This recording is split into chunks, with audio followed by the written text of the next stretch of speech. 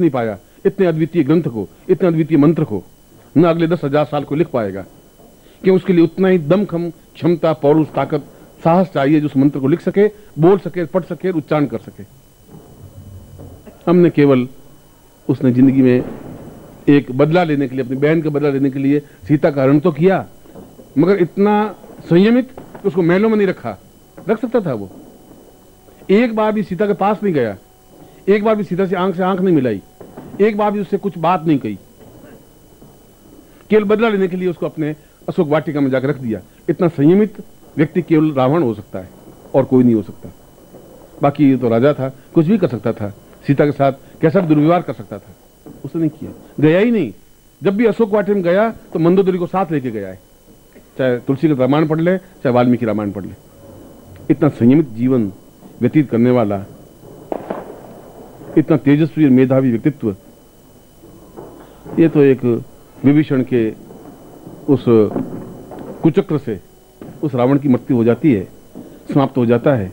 मगर उसके बावजूद भी जब मृत्यु के बाद में जब विभीषण कहता है कि मैं दाह संस्कार रावण का नहीं करूंगा, क्योंकि दुष्ट था, राम ने कहा कि दुष्ट तो वह था ही नहीं, उसके जैसा विद्वान, उसके जैसा अद्वितीय व्यक्तित्व पैदा ही नहीं हुआ विभीषण। वह मुझसे भी ज्यादा श्रेष्ठ था, क्योंकि मुझे इतना ज्ञान नहीं था जितना रावण को ज्ञान था। यह तो एक समय है कि उसको परास्त होना पड़ा, मैं विजयी हुआ। बाकी उसको परास्त काल भी नहीं कर सकता था। उसको परास्त मैंने नहीं किया, तुम्हारे कुचक्र ने किया विभीषण। तुम इसके पाप के भागी हो, इसलिए उस पाप के भाग को दूर करने के लिए तुम उसका दाह संस्कार करो। राम जैसा व्यक्ति भी ऐसा कहना पड़ रहा है, उसको भी उसकी प्रशंसा करनी पड़ रही है, उसकी सराहना करनी पड़ रही है। खैर ये एक विषय अलग है। मैं स्वर्णप्रिया साधना के बारे में आपको समझा रहा था।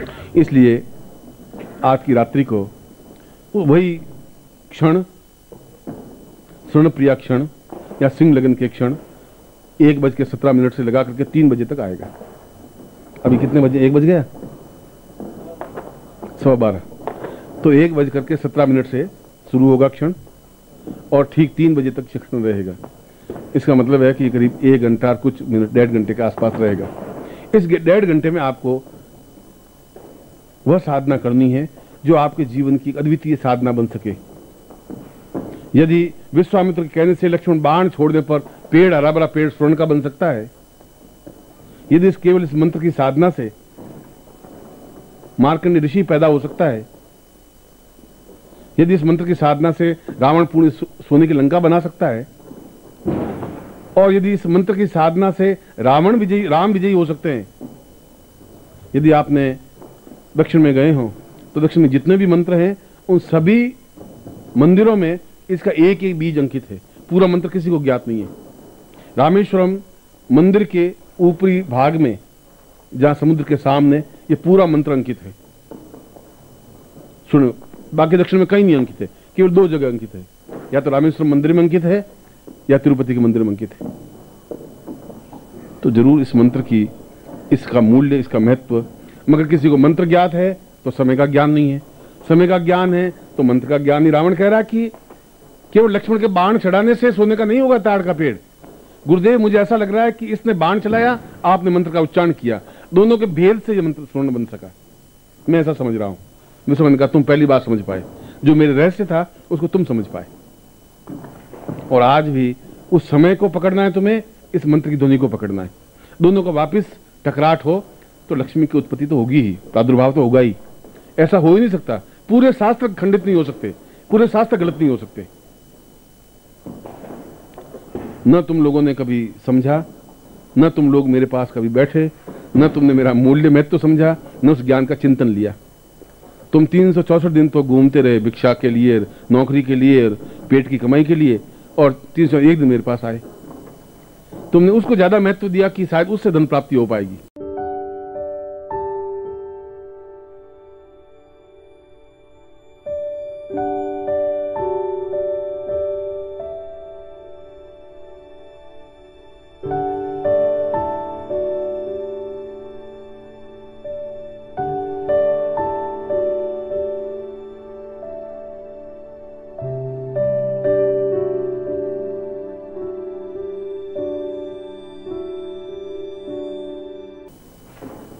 नौकरी करने से या तोल हाथ में, डंडा हाथ में लेने से उससे लक्ष्मी प्राप्ति नहीं हो सकती। जीवन निर्वाह हो सकता है और तुम जीवन निर्वाह के अलावा कुछ कर नहीं सके और कर भी नहीं सकते। ये और बता देता हूं, कितना कर सकते हो? 2 लाख, 3 लाख, 4 लाख, 5 लाख, 10 लाख। 10 लाख की आज के युग में कोई वैल्यू न तो उस समय थी, ना आज है, न 10 साल बाद कोई वैल्यू होगी। ऐसा कुछ हो ही नहीं सकता। तुम्हारे 10 लाख में आनंद प्राप्ति नहीं हो सकती, सुख प्राप्ति नहीं हो सकती। तुम्हारे 10 लाख से बहुत निश्चिंत निर्भीक नहीं बन सकता आदमी। तुम्हारे 10 लाख का कोई मूल्य महत्व नहीं है। आनंद के साथ में हम लक्ष्मी को प्राप्त कर सके, इसलिए आपको जो साधना पैकेट दिया है उसमें पारद लक्ष्मी भी दी है। पारा जो भगवान शिव का विग्रह है, आराध्य है, जिसको शिव कहा गया है, पारदेश्वर कहा गया है। पारा तो अपने आप में चंचल है, लक्ष्मी भी अपने आप में चंचल है। अगर पारद को बांधा है तो बांध करके लक्ष्मी की स्थापना की है। ये पूरे पारे से निर्मित है, अपने आप में मूल्यवान, महत्वपूर्ण है और बाकी इसके साथ इसके आयुध हैं। इसकी साधना भी इसको सामने रख करके और फिर मैं अपनी तरफ से आज आपको एक अद्वितीय उपहार दे रहा हूं इस दीपावली की रात्रि को, जो कि अपने आप में एक श्रेष्ठतम यंत्र है और जिसको मैंने खुद ने सिद्ध किए हैं। और सिद्ध करने के बाद में उस यंत्र को भी मैं आपको दे रहा हूं, जिससे कि आप उसके सामने उस यंत्र को एहसास कर सके। और यदि आप कभी सुबह 4 बजे या 5 बजे बिल्कुल निस्तब्ध रात्रि हो, जब आवाज नहीं हो, शांत समय हो, उसमें उस यंत्र को सामने रख दें आप और ध्यान में बैठ जाएं, आपको खुद को उनमें से मंत्र उच्चारण करता हुआ सुनाई देगा। उस यंत्र की यह विशेषता होगी, उस यंत्र की यह महत्ता है, यह मूल्य है उस यंत्र का, जो आप नहीं समझ पाओगे। तुम्हारे कान तब सुन पाएंगे जब तुम बिल्कुल शांत सरल चित्त से उस यंत्र को सामने रख दे और शांत बैठ जाएं। तब आप एहसास करेंगे कि उस यंत्र में से ध्वनि निकल रही है, उस यंत्र में से मंत्र का उच्चारण हो रहा है और वह मंत्र आपके जीवन का रास्ता बन सकता है, पाथेय बन सकता है। इसलिए उस यंत्र को भी, जो कि स्वर्ण प्रिया यंत्र है, जो कि अपने आप में 108 लक्ष्मियों का प्रतीक यंत्र है, उस यंत्र को भी मैं आज आपको उपहार रूप में मैं आपको दूंगा।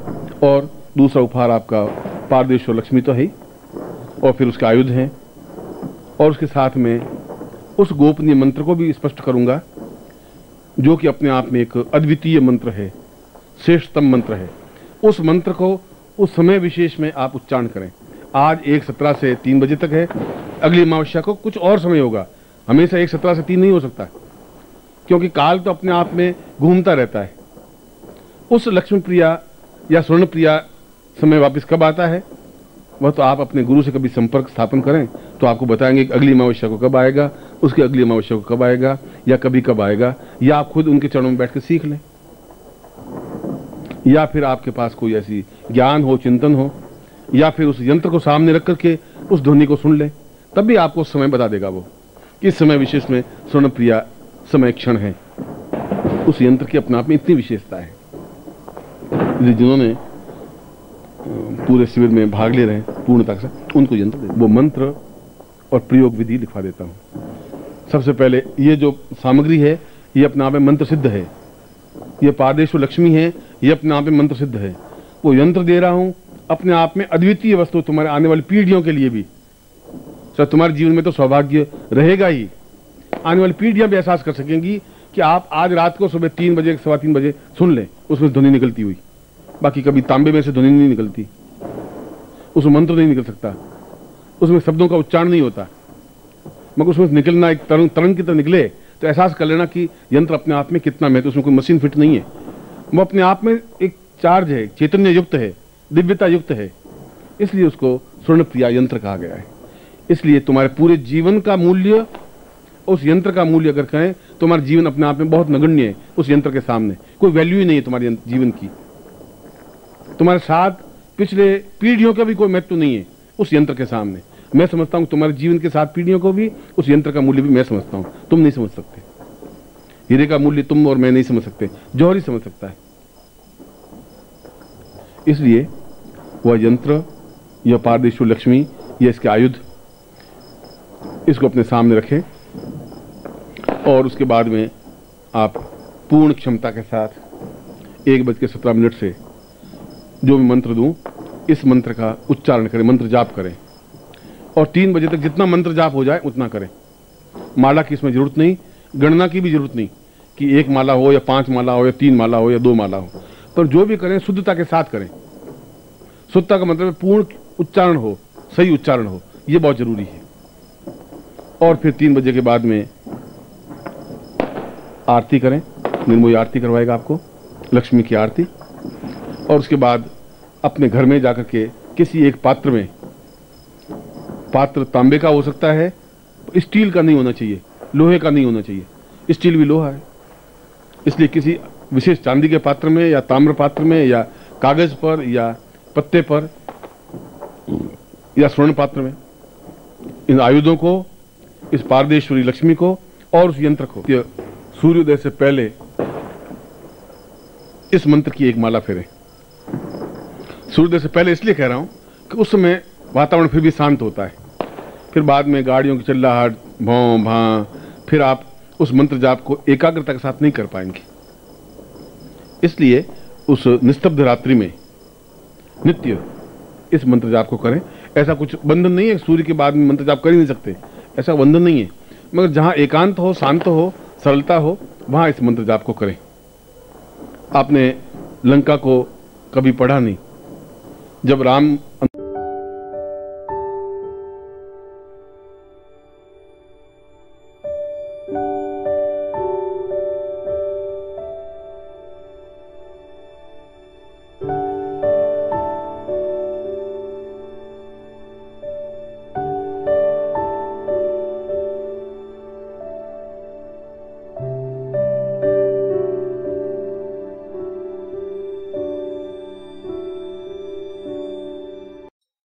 ओम परम तत्वाय नारायणाय गुरुभ्यो नमः। ओम ह्रीं मम प्राण देह रोम प्रतिरोम चैतन्य जाग्रय ह्रीं ओम नमः। ओम भूर्भुवः स्वः तत्सवितुर्वरेण्यं